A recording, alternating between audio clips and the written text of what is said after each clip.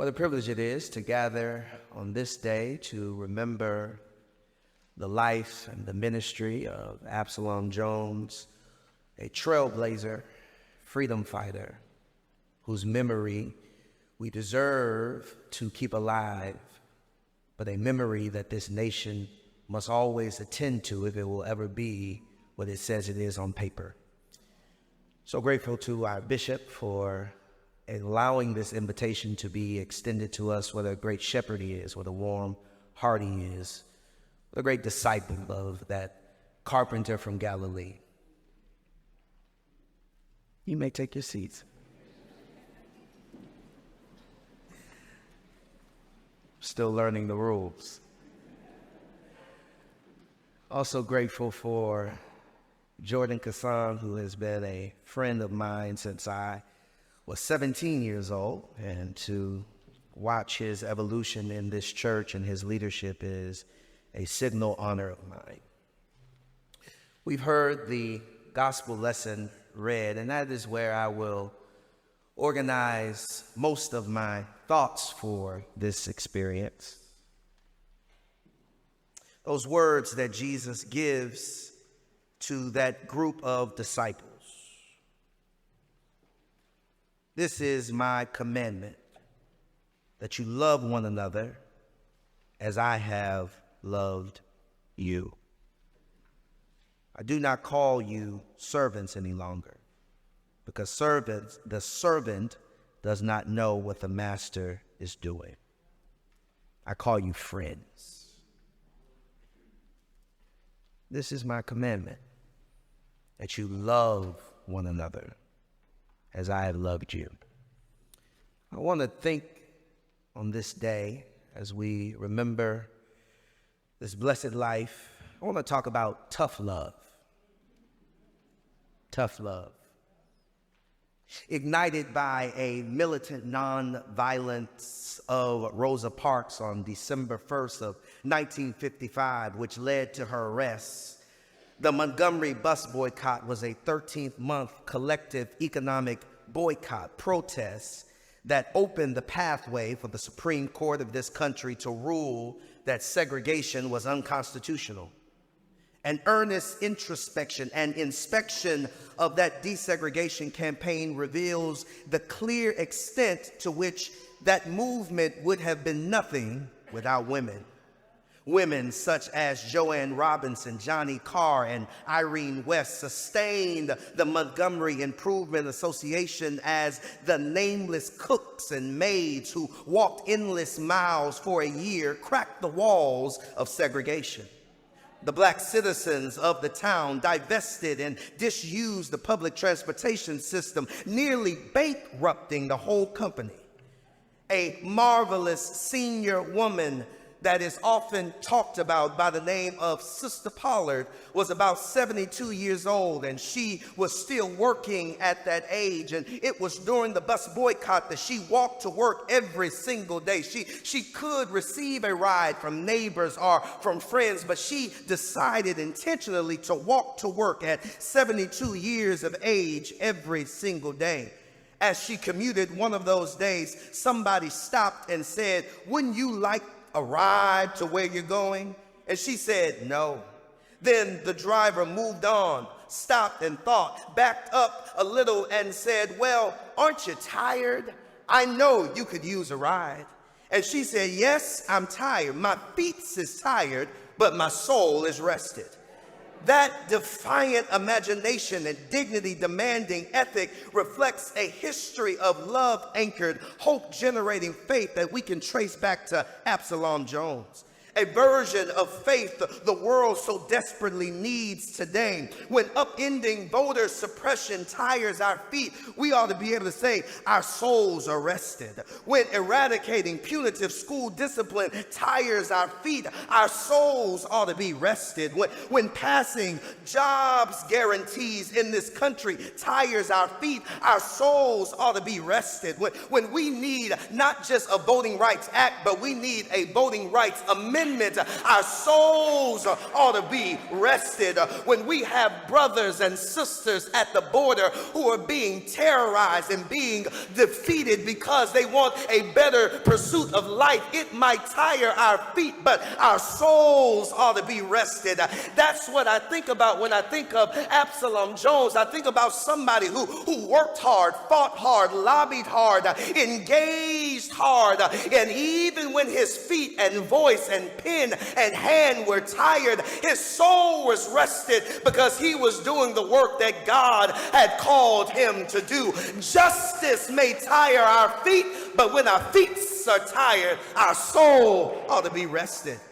Why? Because the work of justice is the work of love. It's tough love. It's the kind of love that's durable, resilient, and flexible and agile.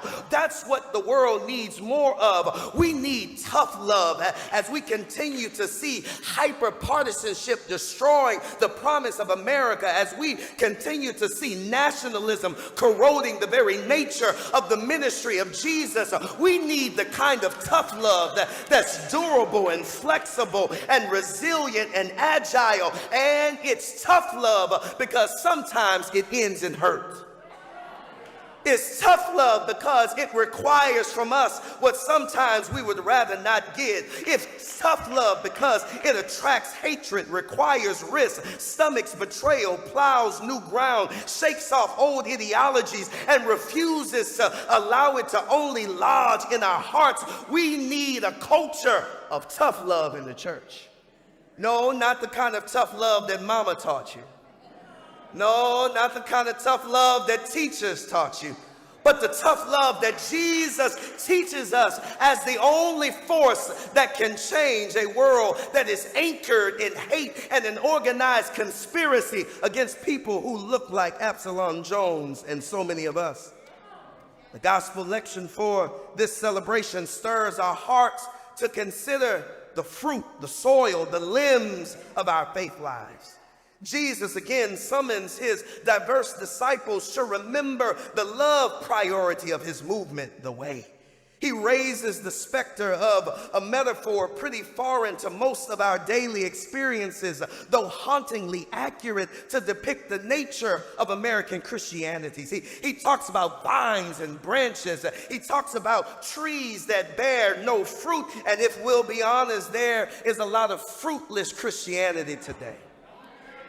There is a lot of Christianity that is masquerading as the Jesus movement, but it is nothing more than capitalism in garb. It is nothing more than homophobia in robes. It is nothing more than racism in clerical garbs. We must be careful about the religion that's growing in this country, because everything that grows is not good. And there are some Christianities in this country that is growing, but I cannot say that it is good. The same racial contempt, poisonous privilege, and white gene that pushed Absalom Jones out of St. George's lives comfortably in this historical moment of nationalist, carceral, heteropatriarchal, capitalist lovelessness. But we need tough love in a time like this. As he is drawing close to the end of his ministry, Jesus has this death day confession where he says, my command is this: love each other as I have loved you. I have called you friends. That word friend in the Greek, though Jesus never spoke Greek, it derives from phileo, which means love. Universal friendship is in the DNA of love, and love is a non-negotiable to the imperative of what it means to be a follower of the carpenter. Love lives in the universe as a duty to honor the sacredness of human persons and to act persistently out of an acknowledgement of universal deserving deservingness. Every life, every body is deserving of love and deserving of dignity and deserving of respect. We need the kind of tough love that fights for the dignity of those that we've called unlovable. Fight for the dignity of those that we've called undocumented. Fight for the dignity of those who are locked up behind bars that are not about public safety, but more about protecting a culture of whiteness in this country. Jesus says, this is what I command you. Just love one another. Because human life deserves our industrious duty to hammer out the jagged obstructions, those jagged details that obstruct our beauty as a creation. You were created in love, for love, to love.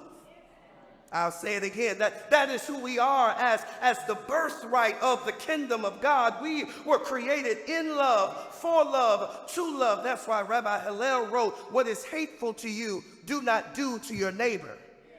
This is the whole Torah. The rest is commentary. Love is our religion, our spirituality, our culture. Everything else is commentary. We map out all these don't do lists, embezzling the true meaning and joy of life when love is the basic requirement and lowest common denominator. God expects us to be love in a world riddled by toxic practices and predatory religiosity. Everything else is just commentary. This is my command, that you love one another. The life worth living is one caught in a sacred love triangle, Jordan.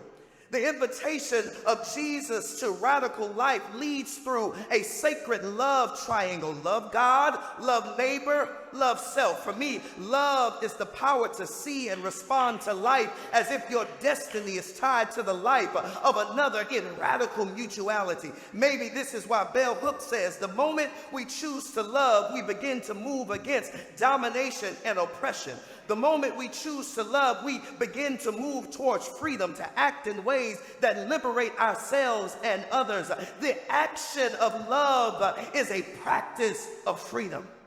Jesus welcomes us into this love triangle that speaks to our highest nature, adds possibilities to our days, and refaces our engagement with the world. This sacred love triangle asks us to be vulnerable with strangers as a route to honoring the God of our freedom and peace. This is a love triangle. Love God, love neighbor, love self. Our triadic love asks us to go beyond superficial boundaries enforced by our limited notions of humanity. The sacred love triangle, it crowds out cliquishness, outmuscles oppression, inundates our insecurities, pluralizes our passions, exceeds our expectations, increases our integrity, and grows our gifts. Love God, love neighbor, love self is what Jesus calls us to do and be in this world. Love one another as I have loved you. That's tough love. No wonder those disciples deserted him as soon as the show started. He was calling them to a love that required more than just determining who was in and who was out. The hyperpolarization and extremist politics invite us as followers of Jesus to recommit to the sheer force of love. But somehow we stall at the question of sin and holiness and who's lovable and who's unlovable. Churches major in naming individual sins while obscuring institutional sins. Churches know how to talk about who people sleep with and where they sleep and what they drink and what they eat. But for some reason, we've not figured out how to call out the systemic and structural sins that are damning us all to a creation that is on its way to hell. We've been not hell because of some devil, but hell because we've become the very hell that we're afraid of. We talk a lot about sins. But love, tough love, wants you to talk about the sins of systems and the sins of societies. Maybe that's why Ida B. Wells Barnett says that black people are more sinned against than they are sinning. We are sinned against people. Absalom Jones was sinned against by the church. And if we are going to be the lovers that Jesus calls us to be, the friends that Jesus wants us to be, we have to learn how to talk not just about the slavery of sin, but the sin of slavery. We can't just police sin, but we must talk about the sin of racially biased policing. We can't just talk about the sin-sick soul. We have to talk about the sin of trying to repeal health care from 40 million Americans. We cannot just talk about the bondage of sin. We have to talk about the sin of mass incarceration. We can't just talk about the wages of sin. We have to talk about the sin of poverty wages. We can't just talk about the sin of breaking laws. We have to talk about the sinfulness of laws like mandatory minimums and sentencing disparities and racist school funding formulas. I don't just want to hear about the fruit of the Spirit. We need to talk about black bodies hanging from southern trees like strange fruit. We have to call out the sins of silence, the sins of slaughter, the sins of systems, because lovelessness is our great national sin. Love God, love neighbor, love self. If we were the Supreme Court, love would be our stare decisis. Love is our super precedent we cannot overturn by our preoccupations with purity, our performativity of perfectionism, and our obsessions with orthodoxy. Love is our religion, and everything else is commentary. He says, I call you friends, and if you're going to be my friend, you must follow my commandments. Oh, what a shell we have become of ourselves as the Church of Jesus. We've made following Jesus about everything but following Jesus. One writer says we suffer from Jesus deficit disorder because we have made our religion more about Paul than we've made it about Jesus. We've made it more about American politics than we've made it about a Palestinian carpenter. We've made it about big buildings and houses and gowns, and we've not made it about a man who had no place to lay his head, who told us to love our neighbors even when they misuse us. I wish the church was Christian. That's the problem. The church hasn't figured out how to be Christian. This is what Philip Gulley says in his book, If the Church Were Christian. We've not figured out how to imitate Jesus. The imitatio Christi is a relic of the past, if it ever existed, because we have done what Howard Thurman taught us not to do, and that is we've become convinced of the religion about Jesus instead of the religion of Jesus. Jesus says, if you're going to be my friends, you must learn how to love one another. I really wish, Bishop, that the church was Christian. Most churches are not Christian if we mean like Jesus. If the church were Christian, Jesus would be a model for living rather than just an object of worship. If the church were Christian, affirming our potential would be more important than condemning our brokenness. If the church were Christian, reconciliation would be valued over judgment. If the church were Christian, gracious behavior would be more important than right belief. If the church were Christian, encouraging personal exploration would be more important than communal uniformity. If the church were Christian, meeting needs would be more important than maintaining institutions. I wish the church was Christian. If the church were Christian, peace would be more important than power. If the church were Christian, it would care more about love and less about people's sex lives. If the church were Christian, justice would be an article of faith rather than exclusivism and cronyism. Oh, Bishop, I wish the church were Christian. If the church were Christian, creating community with the poor would be more central than wanting instant highs from serving the poor. If the church were Christian, supporting single mothers would be a substitute to demonizing single mothers. Oh, I wish the church were Christian.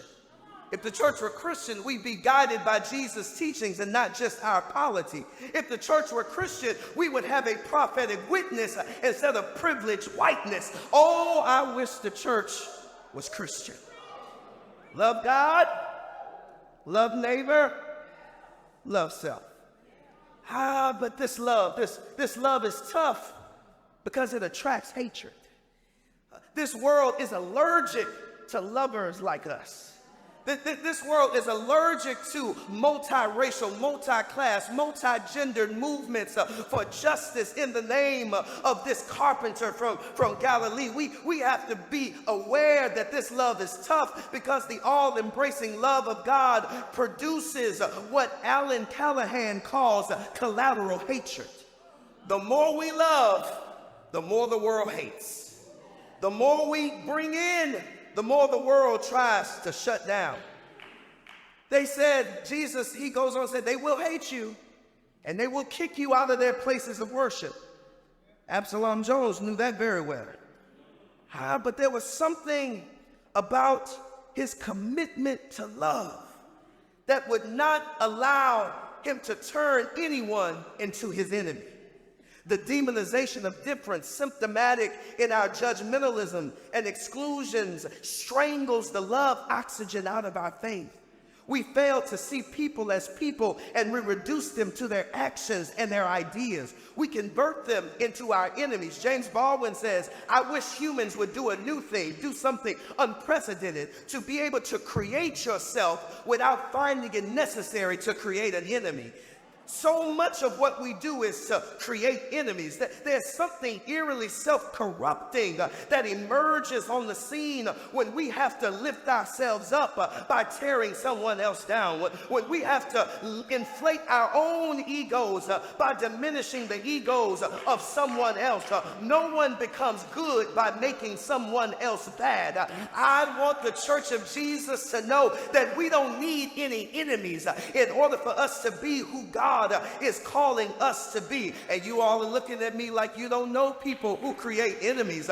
We construct religious enemies when they fail to believe like us. We build political enemies when they don't vote like us. Social enemies who don't live like us. We have enemies. It's enemies that took over the Capitol on January 6th. It's the enemy that made the KKK a force in this country. It's the need for an enemy that tells women what they can't do with their health care and where they can't preach in God's pulpit. It's the need for an enemy that makes us grossly insecure and takes the lives of people like Breonna Taylor and George Floyd and a trans person like Tony McDade. We don't need any enemies in order for God to use us the way God wants to use us.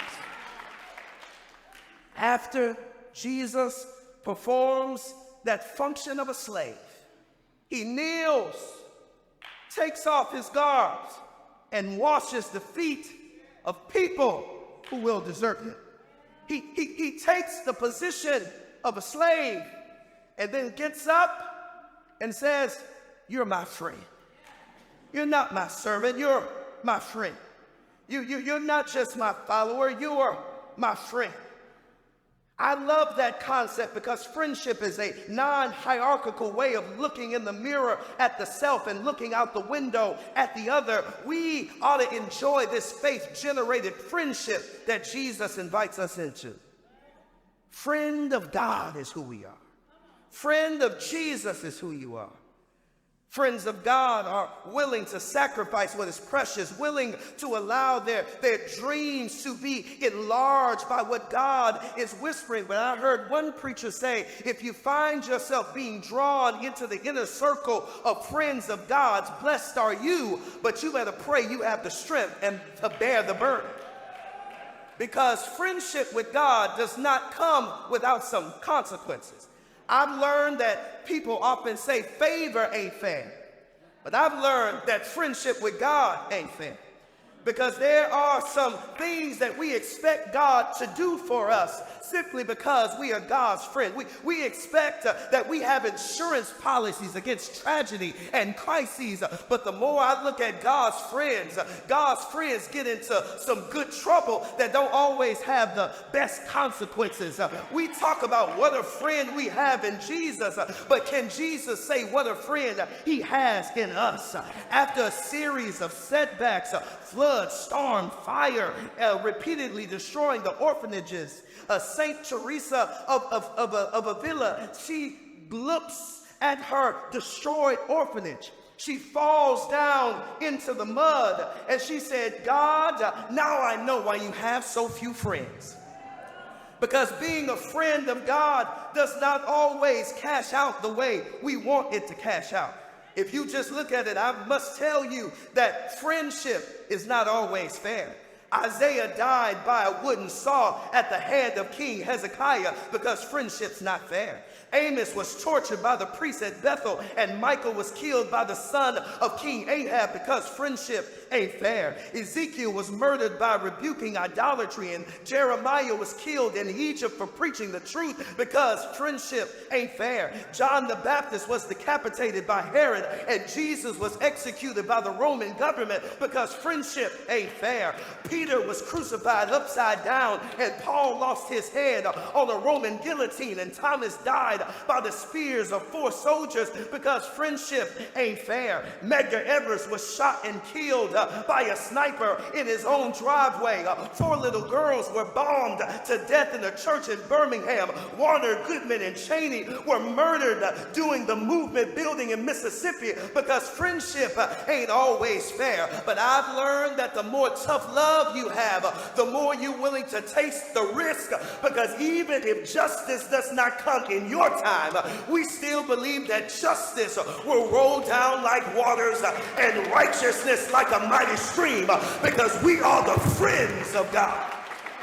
I wish there were some friends of God in this chapel today that can thank God that even when you create some good trouble, you do it in the name of an ever-living, ever-loving, ever-present, ever-creative God, and you're not willing to get in some trouble.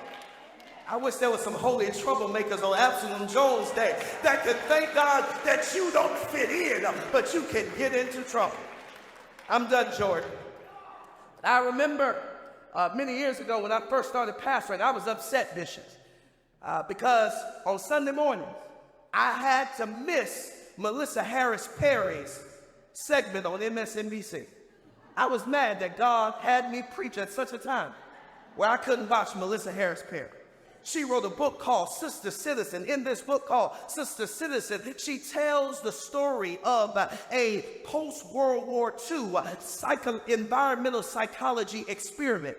In this experiment, these men were asked to enter a room, and this room had a crooked table and a crooked chair and crooked windows and a crooked windsill and a crooked fireplace. And the assignment was for them to stand up straight in the midst of a crooked room. And believe it or not, more than half of the respondents, they thought they were standing up straight, but they were literally bent over 30 degrees because they saw straight as the crookedness of their environment instead of the straightness within them.